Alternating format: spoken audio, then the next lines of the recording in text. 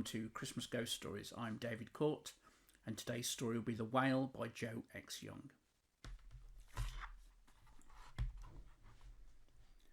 I have fished out my stream of consciousness, nothing left, not a minnow of a story, not even a sprat of suggestion, yet as my deadline approaches, I need a whale.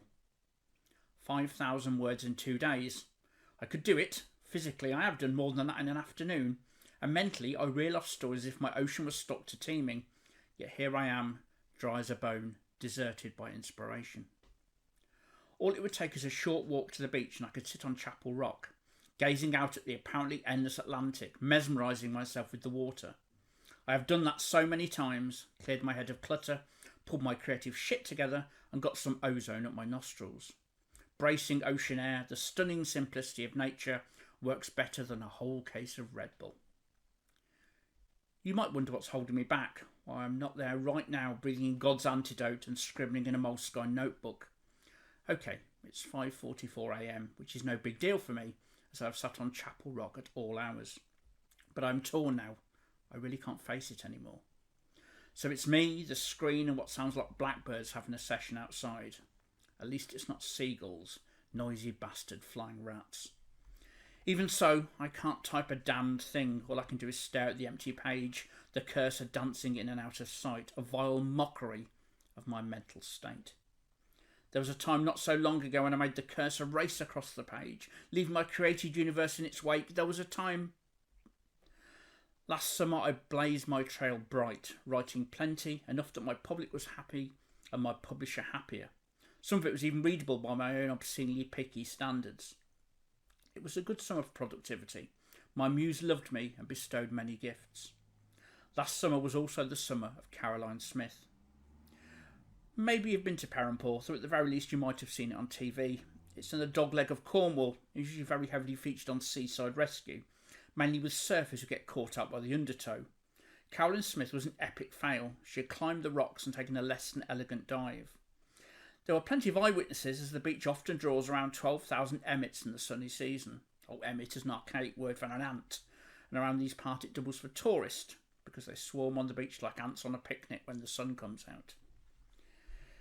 They say Caroline Smith climbed well, and her intention was to tombstone with the other kids.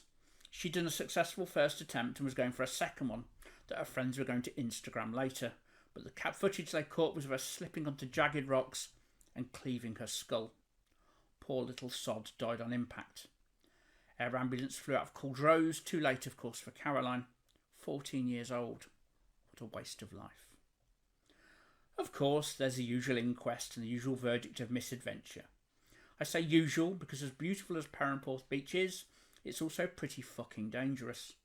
Like I said, you can get 12,000 people sunning themselves there, and there's no shortage of folk who don't take any notice of the signs, flags and lifeguards. It's usually some guy who thinks safety rules are guidelines for the kids, and he's too big a man to be caught by the undertow and stripped of his life. There have been loads of misadventures on Perranporth Beach. Some epileptic guy had a fit in the water a while back, drowned. That, with all the other shit that's happened on the beach over the years, hasn't diminished people's stupidity, or the beauty of the place for that matter. I guess I'm sounding like some kind of fucked up tour guide, but hey, it's my home and I love it here. Or at least I did before Caroline. Last September I had a project, some short for a magazine, a couple of 1,000 words on pirate legends of Cornwall, pretty standard fare, loads of local colour for that one. I grabbed a moleskine and a pen and set out for Chapel Rock. It takes me 10 minutes to walk there and climb the rock all the way. Not a hard climb, but even if it was, I'd still have done it just to get my head on straight and let my muse take me. I'd sat scribbling notes about Jamaica Inn. It was around 5 a.m, enough light to see by, enough shadows to trick the eye. Great for atmosphere. But the ghosts I saw that morning were not the bending of light or floating of shadows. They were the dead of the beach. I sat watching them for quite some time, not thinking to write down what I was looking at, in truth too scared to stop looking, just in case they'd vanished by the time I looked back. I remember shuddering, my breath stuck in my chest, locked tight to the spot in frozen fear. I can feel it again now. I just look behind myself to see if I'm alone, which I know I am, but after what I experienced on the beach that morning, I can't really be sure of anything anymore. This is my problem, My friends always think I'm making this stuff up. It's just one of my stories I should write down and send off. But I can't do that. They have no idea what it was like. The ghosts came in from the sea, not in a mist like in horror films, but just though normal people, except for the baby. That was just... I can't even find the right words for what that was. It washed upon the beach as if it was some kind of obscene screaming driftwood, all pale and bloated. I didn't spot it at first, too far away, but after the ghost left the water and kept walking, I saw the baby being flipped and rolled, dragged and refloated as the water lapped. I didn't know it was a baby at first, but it seemed as though the harder I looked at it, the clearer I could hear the poor thing crying. That broke me out of my fear. I stuffed my moleskine in my pocket, dropping the pen, but not sticking around to retrieve it, as it bounced into the man-made swimming pool near the top of the rocks. I made my way to the edge of Chapel Rock so I could climb down and run like hell. My descent halted. On the rocks below, climbing up towards me, was Caroline Smith. I recognised her from all the media coverage. She hadn't changed from being the pretty little teenager in the news. No damage, no phantom appearance. She was like any normal kid, solid, tangible. I didn't know what I expected to see, but somehow that wasn't on the list. I stepped back. She advanced. I didn't know what the fuck to do next. She just kept on coming at me. I looked for another way down. They were pretty dangerous at the best of times, and this wasn't one of them. The half-light made the ways treacherous, but I know Chapel Rock well enough to take a different exit, which I did. You're probably thinking that the other ghosts were climbing to me as well, blocking my other escape routes, but no, that shit didn't happen. I don't know what would have happened if it had, if I just stayed there with ghosts climbing the rocks to get at me. What would they do? I mean, it's not like they want revenge on me or anything, dragging me away into the ocean, making me wish I'd learned to swim. What would I do? I'll never know that now, only because muse or no muse, I'll never get back on that fucking rock ever again, that's for sure. I made it down. The ghosts ignored me, going about routines as if they were alive. Some running along the beach, some talking, laughing, some even sunbathing. No proper sun yet, but that didn't seem to bother them. One flipped a towel to lie on. No towel, not that I could see anyway, but the motions were there. I felt a queer calm flow over me, as though these dead people were trapped in time, holding moments from before death and replaying their final happiness. The ghost seemed to take me in as much as another person on the beach. The baby was easier to see. Feeling much more relaxed, I walked over towards the baby. Poor little bastard's cries mingled with splutters as the ocean filled her lungs before rolling her over to once more get a breath. I reached down to scoop her up, lifted her a little, only to have her pour through my fingers and reintegrate in the water's edge. I looked around, called for the child's mother. Stupid, I know, but it was instinctive. Obviously her mum wasn't there. They hadn't died together. I knelt on the wet sand and kept trying to pick the baby up, but it was like sifting flour. I don't remember crying, but I know that I must have, as my eyes were red and puffy. My nose had been running too. I was hoarse from shouting for the mother to come and help me, and then I shouted for anyone, just any of the ghosts, to get the baby out of the water. No help came. I ran up to some of the ghosts, talked to them, but was ignored. I know it's not logical that I was on the beach trying to save the life of a ghost, but can you honestly say you wouldn't do the same? You weren't there. You can't know what it's like to be in that position. Even me explaining this shit to you isn't going to give you any more of a clue. You have no idea how frustrating it is to be totally unable to help end the suffering of a dead baby, to halt the screaming. I headed back, knelt by it. Maybe I cried. I don't remember. I must have been there a while as the sun came up fully, though nothing changed. The ghosts didn't fade away or retreat into the shadows, nor did they head back into the ocean. They just did the same thing they did before. I saw a real living human, some woman walking a dog. On instinct I ran to her. She saw me running. I must have seemed pretty scary as she yelled at me to stay back and reeled her dog in closer. The dog barked and growled, savage protection in its eyes. I almost shouted, told the woman I needed help, but I couldn't tell her. I couldn't say anything about the ghost or the baby. Nobody would have believed me. And what if they did? They still wouldn't have been able to do anything about it. They'd have been as helpless as I was. I gave her a never mind shake of my head and ran back to Chapel Rock, passing ghosts on the way. Or at least some of them were ghosts. They were indistinguishable from normal except from their actions, which were repetitive. A figure headed towards me. It was Caroline. She smiled and waved. I turned, half expecting to see her friend standing behind me, filming her on a cell phone. Nobody was there but the ghosts and more dog walkers. Caroline kept waving. Caught up in a stupid moment, I waved back. And that was when she spoke. I'll do my best to remember what was actually said.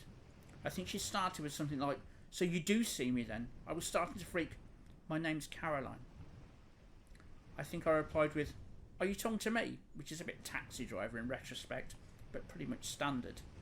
She said she was actually talking to me and was upset when I turned my back on her at Chapel Rock. I asked her if she'd get to help me get the baby out of the water, but she couldn't. It didn't occur to me at the time to ask her how she was able to talk to me when the others wouldn't or couldn't. That was when I found out something I'd never considered before. Caroline couldn't see all the ghosts, but she was scared of most of the ones she saw. It seems like the dead, as with the living, are equally prone. She asked what I've been doing on the rock, so I told her the rock is my throne, the ocean is my muse, or some of the shit like that. Then I explained that I write stuff and the ocean helps me clear my head and get ideas. She sat on the beach. The sand was warming up. Looked like it'd be a lovely day in spite of everything. She patted the ground next to her, inviting me to sit and tell her more. For a teenager, she was quite well read, very smart, and had written her little herself, mainly poetry. Every so often I had to remind myself I was actually having a conversation with a ghost, but in truth it didn't seem to matter. I didn't get all self-conscious when the beach started filling up with tourists. Okay, so they would see me sitting here fully clothed, apparently talking to myself, but that's no big deal, especially these days with so many people having mobile phones constantly poised at their lips. I think it's no longer looked upon as quite so weird.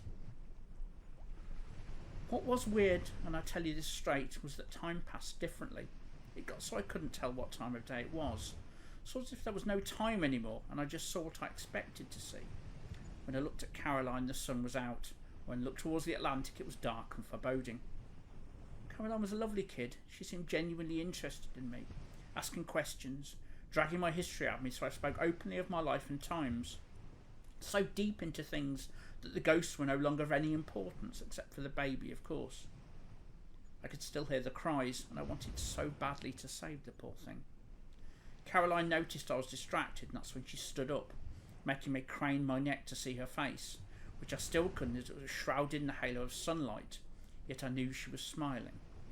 I felt sorry for her. She must have been really loved when she was alive. I mean really loved, not the usual most popular girl in school bullshit that the bereaved say about every dead girl who makes it onto the news. To this day, I can't be sure if she was an angel. All I know is that she was my angel. She reached down to me. I took her hand without passing through it. I wanted to head for the baby, have another try, but Caroline told me I couldn't help the poor little thing, and there was something important I had to do. Up there, she said as she pointed to the top of Chapel Rock. There's still time. I didn't know what she meant, but I followed as she led me up the safest climb. You must go to the pool, she said, loosening her grip on my hand and standing back to allow me to climb. I did as she said, not knowing why, assuming I'd find my inspiration there after all. But I didn't. What I found was a body face down in the pool. I clambered down, eased myself into the shallow end, taking care not to get out of my depth, as then I would need saving too. I was out of reach of the body, just inches away, so I thrashed around, the ripples drawing the floating form closer until I got hold of a shoe and dragged the body to the edge of the pool. Adrenaline surged through me, and I was on autopilot for a while, using what little first aid I knew to try and save her life. I succeeded. I grabbed at the side of the pool, sputtered water from my lungs, barking hacking breaths as I swallowed the fresh morning air. I looked up and saw my angel. She knelt by my side, smiling. I looked around in the pool. The body had gone. I think you were lucky this time, Caroline said, but you might want to learn to swim if you insist on sitting here in the dark. She turned away and faded out of sight. I struggled out to the pool and collapsed across a flat section of rock. The next thing I remembered was the thropping of the helicopter blades as I was airlifted to Taliska Hospital. A few days later, and I was over the worst of it, so I was allowed home. I don't go to sit on Chapel Rock anymore, not even in daylight. And if I'm honest, I don't go to the beach either. If it wasn't for Caroline Smith, I would have died there. I tried to find inspiration elsewhere, but my muse was always the Atlantic Ocean, so I don't write anymore. God knows I try, but I always just sit staring at the computer monitor, hoping for the whale of an idea. It never comes, even though my deadlines do. I keep my windows closed and I wear noise-cancelling headphones with a constant feed of music, but it's never enough. Sometimes I can still hear the waves crashing. I've never stopped hearing the baby. There we are. That was The Whale by Joe X. Young. And for the telekinetics amongst you, a happy Christmas and a happy New Year. Thank you. Take care.